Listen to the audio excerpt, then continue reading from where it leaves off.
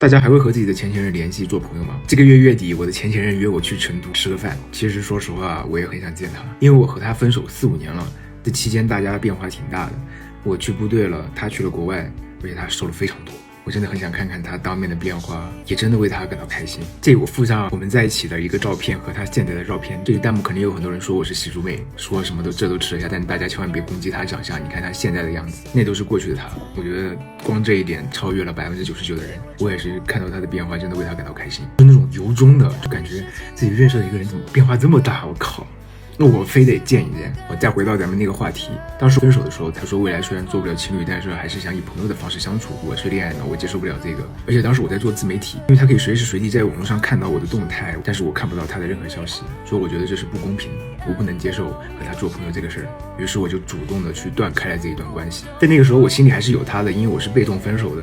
不到半年的时间，我放寒假了，我假借去杭州买相机的一个机会，顺带路过了一下上海，去到了他的城市，在那个城市漫无目的的街拍，不知不觉坐地铁就去到了他家楼下，看着那个房子，记得那是我们一起搬的家，还大吵了一架。我在那个楼下站了很久，开始思考我们当时的一些点点滴滴，真是一个恋爱脑。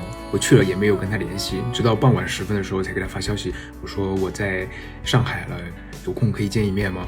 他当时就给我发消息说，才分手半年，有啥可聊，有啥可见的呀？当时我就觉得挺卑微的，他还是赴约了。那个时候他加班，他该晚上10点多的时候，他骑个小电动，我们就坐在一个便利店里聊了会天。当时他见我第一面，他就说我变油腻了。那个时候我是一个寸头，还戴着眼镜，确实不太好看吧。反正让我记到现在了。大概聊了10几分钟，我就回到了自己的宾馆。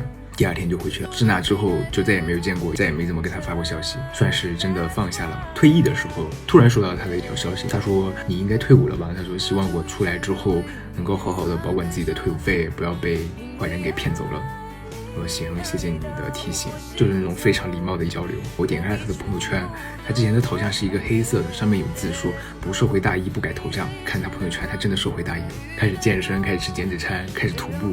这真是我未曾设想的，怎么有人可以这么自律，学历又高，自信力又这么强？让我想起了当时跟他在一块的一句话，说他只是不想瘦，他想瘦的话，他肯定能瘦下来。现在我信了，我现在还是挺乐意跟他交朋友的。我也已经到了当时他提分手的那个年纪，4、5年过去了，一切的什么恩怨都放下，毕竟咱们也不是原则性问题分手的，就是不合适。我的第2任男友并不像第1任男友一样是肌肉男，而是体型200多斤的你们所谓的猪。但我就是喜欢他，是我主动追的他。所以有人问我喜欢什么类型，其实跟外貌完全没有关系，而是因为喜欢他就能接受他的全部。我们是在 B 站认识的，他正好知道那个时候国庆我想去玩，但不知道去哪儿，他就主动推荐可以去上海玩。那个时候正好他要出差，他住的房子是空出来的，可以在他家借住几天，还能面基粉丝。后面经过聊天之后，发现他家还有2只猫，正好需要有人照顾。发现他也不是坏人，我就答应了去上海玩。印象深刻的一件事情是他来接机的时候给我做了一个牌子，上面写着你的包儿，是我当时的网名，老害羞了。而且他个子又高，1.93米，在人群中非常的耀眼，我害羞的不行。第一次受到这样的待遇，我从来没有把自己当成明星，也没有把大家当成粉丝，都把大家当朋友一样，一直不喜欢粉丝这个称呼。这是我们第1次相见。第2次相见是在三亚，那个时候正好去那边一块玩。有一个非常尴尬的事情，就是那个时候是去亚特兰蒂斯，但是所有的项目他都抽中了，我买了套票，但我只能跟路人一块拼着玩，他只能在下边等我。但那个时候非常开心，当时在沙滩的时候，他扛着我坐在了他的肩上，真的有点像爸爸带儿子一样。我们确认关系是什么时候呢？我记得我之前更新过一个视频，教大家勇敢的去爱。那个时候说的故事就是我和我第2任的故事，简述一下当时的剧情。那个时候可能认识几个月了，咱们都是朋友。他有次给我发私信说，他有时候给我发消息说，他要去厦门见一个认识很久的朋友，可能要去确认关系了。他可能是在暗示啥，我确实真的按耐不住了，因为我很怕他被抢走。在相处的过程中，我已经对他有好感，但我一直觉得自己配不上他。他在三亚期间也表示过对我的喜爱，但我拒绝他了。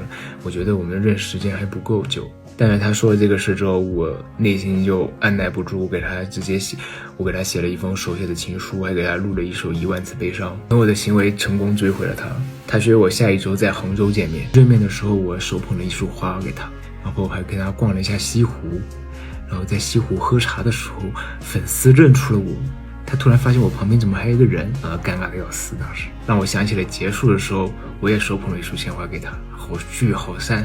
我们在杭州确认了情侣关系时候，我们约定每周末都可以去一个城市玩。当时他买了随心飞，正好我那时候大二大三的课程非常少，就开始了我的旅行之旅。我和他去了很多地方，他带我拓开了我的眼界，我非常感谢他。我们一起去了迪士尼，他体重超重，只能坐那个超光速飞轮，所以我陪他坐了4、5次，而且我自己也喜欢玩。晚上还看了烟花，非常的浪漫。放寒假之后，我没有回家过年，而是和他一起在上海，一起写对联，一起准备年夜饭。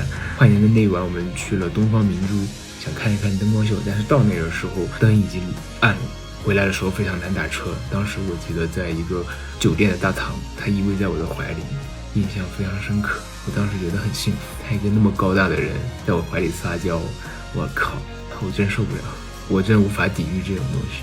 我在上海同居的时候和他一起搬了家，换了新的房子，后面可能会贴一些我和他的一些游玩的照片。我在跟他相处的时候，我会夸他挺帅的，但他觉得我是在嘲讽他，他可能真的对自己的长相没有自信。可我会因为他工作认真，他对我好，我发现他身上的魅力。高潮部分就是他带我去了北京，他的母校清华大学，见了他的好朋友，当时把我正式介绍给了他周围的朋友。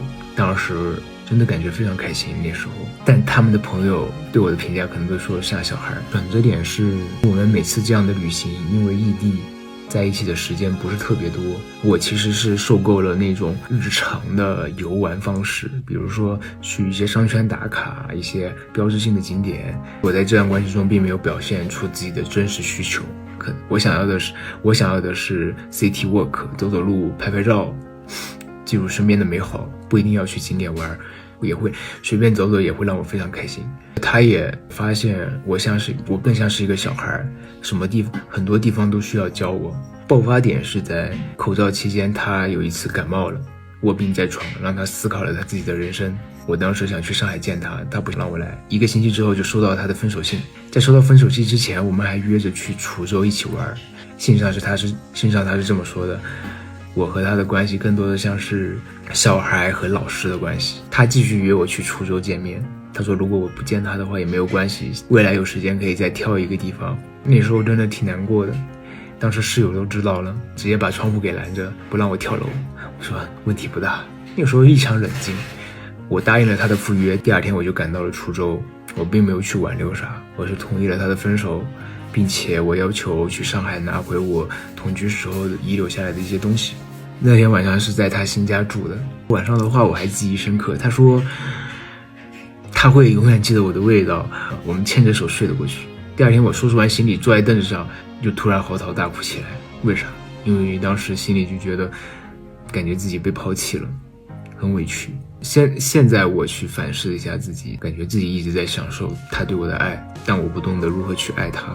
他是一个不轻易谈恋爱的人，跟我谈恋爱他真的很用心，把我介绍给他的朋友，花他仅有的周末时间带我去各种各样的地方玩，一直包容我小孩的性格。但我会因为他的处事方式一切都听他的，我觉得他安排的事情就是最周到的，而缺少了自己的独立的思考。跟他在一块儿之后，我抛下了我自己所有的社交圈子，视频也更新的不够勤快。